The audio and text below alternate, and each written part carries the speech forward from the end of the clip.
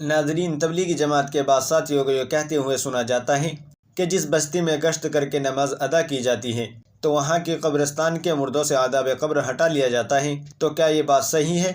اس سلسلے میں ہم شریعت مطہرات کا حکم کیا ہے؟ تو چلیے اس بارے میں ہم دارالعلوم دیوبند کا رخ کرتے ہیں۔ چنانچہ کسی سائل نے دارالعلوم دیوبند سے سوال کیا ہے، کیا فرماتے ہیں مفتیان اعظام مسئلہ ذیل کے بارے میں؟ مسئلہ یہ ہے کہ ہمارے گاؤں کی مسجد میں تبلیغی جماعت آئی ہوئی تھی۔ انہوں نے فضائل گشت میں یہ بیان کیا کہ اگر قبرستان والوں کو آداب قبر ہو رہا ہو تو اس گشت کی برکت سے قبرستان والوں سے آداب ہٹا لیا جاتا ہے۔ مسجد کے امام نے اس بات پر ان کو ٹوکا، ان کو سمجھایا۔ ذخیرہ احادیث میں ایسی کوئی روایت نہیں ہے، لہذا ایسی بات بیان کرنے سے اعتراض کرنا چاہیے۔ تبلیغی جماعت کے ساتھیوں نے نہیں مانا، اسی بات کو اپنے علاقے کے مرکز میں پہنچایا اور تبلیغ کا مخالف بنانے لگے، اور عوام الناس میں مختلف طرح کی چہ گوئیاں ہونے لگیں۔ اب مختصر مسئلہ یہ ہے، کیا فضائل گشت میں اس طرح کی بات بیان کرنا درست ہے؟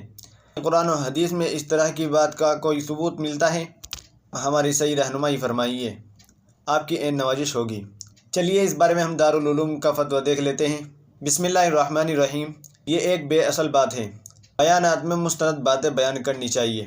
واللہ تعالی علم۔ دارالفتہ، دارالعلوم دیوبند۔ امید ہے کہ مسئلہ آپ کی سمجھ میں آ گیا ہوگا۔ ویڈیو اچھی لگی ہے تو لائک کریں، شیئر کریں، اور چینل پر پہلی بار آئے ہوں تو ہماری اس طرح کی ویڈیو پانے کے لیے ہمارے چینل کو سبسکرائب بھی کر سکتے ہیں۔ چلیے پھر ملتے ہیں کسی دوسری ویڈیو میں۔ السلام علیکم ورحمۃ اللہ وبرکاتہ۔